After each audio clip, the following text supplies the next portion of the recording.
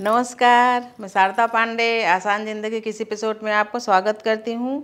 जैसा कि पर्वों त्योहारों का महीना चल रहा है, शरद पूर्णिमा हो गया, अब आएगी अहोई अष्टमी। अहोई अष्टमी के बाद धनतेरस, नरक चौदस, दीपावली, गोवर्धन पूजा, भाई दूज, बहुत सारे त्यौहार हैं। आंवला नवमी, बहुत सारे त्यौहार अभी नवंबर तक हैं। तो आज मैं आपको अहोई अष्टमी का वीडियो दे रही हूँ। इससे पहले आसान ज़िंदगी में उज्जवन पूजा कहानी सभी कुछ आसान ज़िंदगी में डला हुआ, आप सर्च करके देखें।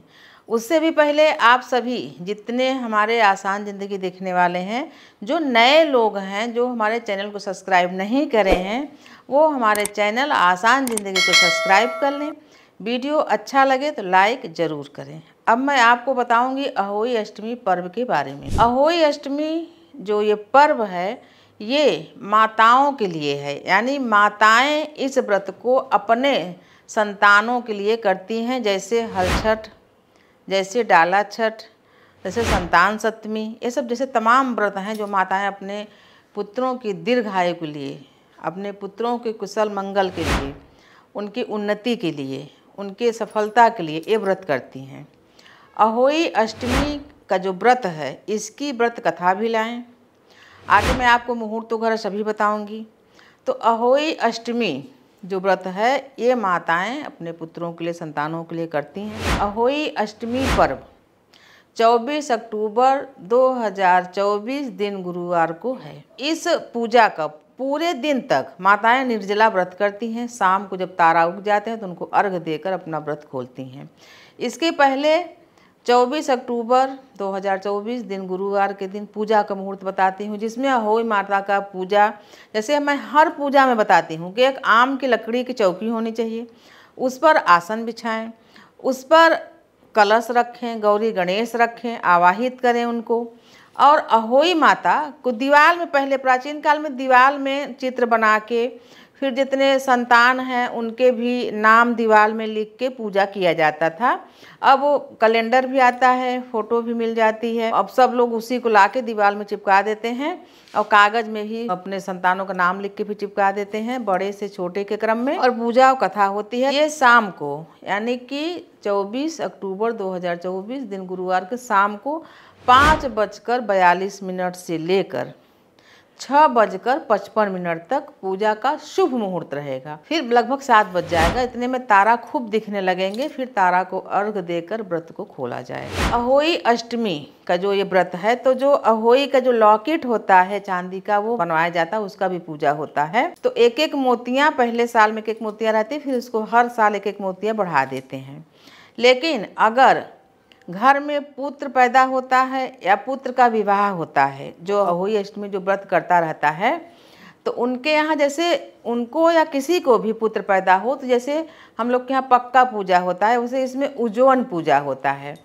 तो उस समय उज्जवन पूजा में जो माला में मोतियाँ बढ़ाते हैं एक एक ठो, तो उस साल 2-2 मोतियाँ बढ़ाएंगे। मान लो जेठानी की शादी हुई और जेठानी के बच्चा हुआ, अहोई अष्टमी का व्रत कर रहे हैं, फिर उनके देवर का विवाह हुआ, तो उस साल 2-2 मोतियाँ बढ़ा देंगे और उज्जवन पूजा की जाएगी। जैसे सोगली उगली खिलाते हैं, सोगली तमाम चीज़ें शुभ कार्य में वैसे किया जाता है। उज्जवन पूजा में क्या किया जाता है कि 7 पुत्रवती सुहागन माताओं को निमंत्रण दिया जाता है, उनको बुलाया जाता है, उनको आसन पर बैठा के विधिवत उनका पूजा किया जाता है।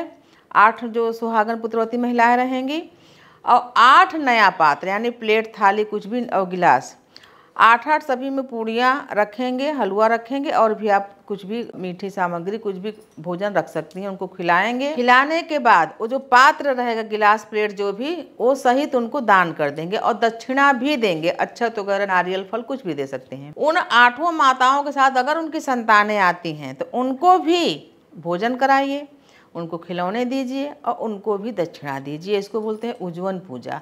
ये तो मैं छोटी सी पूजा बताएं, बहुत सारे लोग बहुत बड़ा बड़ा सा आयोजन करते हैं उज्जवन पूजा में। तो ये उज्जवन पूजा किया जाता है। अहोई अष्टमी का व्रत कार्तिक महीने की कृष्ण पक्ष की अष्टमी में होता है। नियम है कि जिस दिन कार्तिक महीने के कृष्ण पक्ष में अहोई अष्टमी जिस दिन रहता है, उसके ठीक 8वें दिन दीपावली होती है। तो बहुत सारी माताएं बोलती हैं कि हमारी पुत्री है, पुत्री संतान है, तो क्या हम पुत्री के लिए व्रत कर सकते हैं? तो मैं बोलती हूँ हाँ बिल्कुल, काहे कि आप देखिए पूरे ग्रंथ में, पुराण में, जितने भी हमारे धार्मिक ग्रंथ हैं, पुराण हैं, उसमें पुत्री के लिए कोई व्रत नहीं दिया गया है, या कि पिता अपने पुत्र के लिए कुछ करे, कुछ सब माताएं पति के लिए करें, पुत्र के लिए करें, सबके लिए, पुत्री के लिए नहीं। मैं तो बोलती हूँ कि हमेशा से और आज के वर्तमान के ज़माने में भी पुत्रियां कभी भी पुत्रों से कम नहीं थी, लेकिन जब उनको भी उनका उचित हक दिया जाए, उनको पढ़ाया जाए, लिखाया जाए, उनको हर तरह का सम्मान दिया जाए, तो किसी से कम नहीं। बल्कि मैं तो देखती हूँ कि पुत्र से ज़्यादा ज्ञानवान पुत्रियां होती हैं, अब बहुत ही जिम्मेदार होती हैं। आप देखोगे कि घर में अभी पुत्र को 2-4 दिन 10 दिन छोड़ के चले जाओ तो घर की स्थिति देखो, और वहीं पुत्री को छोड़ के चले जाओ तो घर की स्थिति एकदम क्लीन रहेगा, घर साफ सुथरा, पूरा हर चीज़ व्यवस्थित। तो पुत्री सर्वश्रेष्ठ हैं, पुत्री के लिए आप व्रत कर सकती हैं। और जैसे मैं सब व्रतों में बताती हूँ, संतानवती जो माताएं हैं, जो संतान के लिए व्रत किया जाता है, जैसे छठ है, ललही छठ है, संतान सप्तमी है, जितने भी व्रत हैं, तो पुत्र पैदा होने पर, संतान पैदा होने पर नहीं है। जैसे जिनको पुत्र संतान नहीं भी हैं और वो कामना कर रहे हैं कि हमको पुत्र संतान हो, तो वो भी इस व्रत को शुरू कर सकते हैं, इस कामना से कि हमको संतान हो। पहले साल आप व्रत रहें और अगले साल से फिर व्रत रहते चले जाएं। अहोई अष्टमी में जो भी पकवान बनते हैं, यानी कि पूजा से पहले नहा धो के शुद्धता से जो पकवान बनते हैं, तो उसमें एक थाली जो अपने यहाँ सेविका रहती हैं, काम करने वाली बाई, उनको भी देना चाहिए। फिर जब तारा को अर्घ दे दें, उसके बाद घर में जितने भी बड़े लोग हैं, सासू माँ हैं, उनको प्रसाद दें, उनका पाँव छुएं, आशीर्वाद लें। उसके बाद सभी बड़ों को भोजन अपने हाथ से परोस के खिलाएं और खुद अपने पति, संतान सभी के साथ बैठ के भोजन करें। तो आपको मैं अहोई अष्टमी पर्व के बारे में बता रही हूँ। सभी पर्वों में बताती हूँ। संतानों के लिए जैसे पूजा है तो उसमें वस्त्र, खिलौना, बच्चों का जो वस्त्र होता है छोटे छोटे, सब चढ़ाएं। जरूरतमंद बच्चों में उसको बांट देंगे, जो जरूरत, जैसे गरीब बच्चे हैं उनको बांट दें। सभी पर्वों में मैं श्रृंगार चढ़ाना भी बोलती हूँ कि जो श्रृंगार होता है ये भी चढ़ाना चाहिए, इससे शुभता बढ़ती है। तो श्रृंगार भी चढ़ा के सासू माँ को या किसी को, बहुत सारे कमेंट करते हैं कि हम अपने पास रख लें। भाई अपने पास तो आप रखोगे, मैं से बताती हूँ कि ऐसे कोई बोले कि हम इतना भगवान को चढ़ाएंगे, जैसे मिठाई हुआ, कुछ हुआ, तो चढ़ा के वापस ले आते हैं, उसको चढ़ाना नहीं बोलते हैं। चढ़ाना यानी आप वहाँ पर चढ़ा के और छोड़ के चले जाओ, आपको पंडित जी जो प्रसाद थोड़ा बहुत पहले का चढ़ा हुआ दें, उसमें से दें, उसको लेकर आओ, ये नियम होता है। तो पहली बार जैसे पूजा करना चाहते हैं तो वो जरूरी नहीं है कि उज्जवल पूजा, उसमें तो पूजा शुरू होती है। जब भी उज्जवल पूजा होती है, पुत्र संतान के पैदा होने पर या विवाह होने पर पक्का पूजा, उज्जवल पूजा किया जाता है। उद्यापन के समय भी उज्जवल पूजा विधि विधान से पंडित जी को बुलवा के कर लें, या तो ऐसे। बहुत सारी महिलाएं बोलती हैं कि हम निर्जला व्रत नहीं कर पाएंगे, उनको शुगर या ब्लड प्रेशर हाई या लो रहता है, बिना खाए नहीं रह पाते, 2-2 घंटे में वो दवाइयाँ खाती हैं, जो भी है। तो ऐसे में किसी भी व्रत को, जितने भी व्रत हैं, कठिन से कठिन, बड़ा से बड़ा व्रत, मैं बोलती हूँ आप उस व्रत का उद्यापन कर दो, चाहे वो तीज हो, करवा चौथ हो, अहोई अष्टमी हो, कुछ भी हो। व्रत का उद्यापन करके आप पूजा करो, और अपनी भगवान से कुछ छुपा नहीं है, देवी देवता से कुछ नहीं छुपा, आप पूजा करो। आप औषधि 2-2 घंटा में आपको खाना है तो कुछ ना कुछ खाकर ही खाओगे। आप सात्विक भोजन भी करो, अपनी औषधि भी लो, और भगवान का नाम जपते रहो, अहोई माता का नाम जपते रहो। ये कहते रहो कि हमारे पति का, पुत्रों का, पुत्री का, हमारे घर परिवार की रक्षा होती रहे। जरूरी नहीं कि आप व्रत भूखे पेट रह के बीमार पड़ो, ऐसे कोई जरूरी नहीं। अब मैं आपको बताऊंगी कि कार्तिक महीने की कृष्ण पक्ष में पड़ने वाला जो पुष्य नक्षत्र होता है, ये अति शुभ माना जाता है। मान्यता यहाँ तक है कि जो हम धनतेरस पर चीज़ें खरीदते हैं, बहुमूल्य वस्तुओं को खरीदते हैं, उससे भी बड़ा शुभ मुहूर्त कार्तिक महीने की कृष्ण पक्ष में पड़ने वाले जो पुष्य नक्षत्र है, उस नक्षत्र में बहुमूल्य चीज़ें खरीदने का, दान पुण्य करने का, व्रत हवन करने का जो फल होता है वो कई गुना बढ़ जाता है। इस साल में कार्तिक महीने में एक बार आता है। वैसे 27 नक्षत्रों में ये पुष्य नक्षत्र भी एक नक्षत्र है जो पुनर्वसु के बाद आता है, फिर अश्लेषा नक्षत्र। तो ये जो पुष्य नक्षत्र है हमेशा ही अहोई अष्टमी के दिन, या एक दिन थोड़ा आगे एक दिन थोड़ा पीछे, ऐसे होता है, थोड़ा बहुत मिला के। तो उस दिन का किया हुआ, जैसे मान लो आप व्रत शुरू करना चाहते हो, व्रत का उद्यापन करना चाहते हो, या उस अवधि में आप दान पुण्य स्नान पूजा हवन व्रत कथा जो भी करें तो उसकी जो शुभता है वो बढ़ जाती है।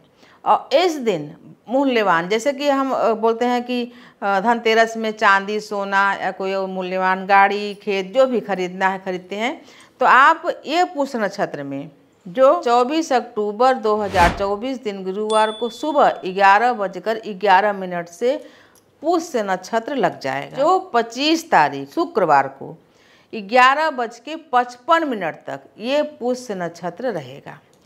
इस नक्षत्र में यानी कि जो आप व्रत का संकल्प वगैरह लोगे वो सुबह ही लोगे, लेकिन जो पूजा पाठ रात्रि के समय करोगे उसमें भरपूर पुष्य नक्षत्र रहेगा। आपके पारण के समय भी सुबह विसर्जन के समय भी पुष्य नक्षत्र रहेगा। आप मान लो अहोई अष्टमी का व्रत कर रहे हैं 24 तारीख को, तो आप 25 तारीख को 11:55 तक भी बहुमूल्य चीज़ें खरीद सकते हैं।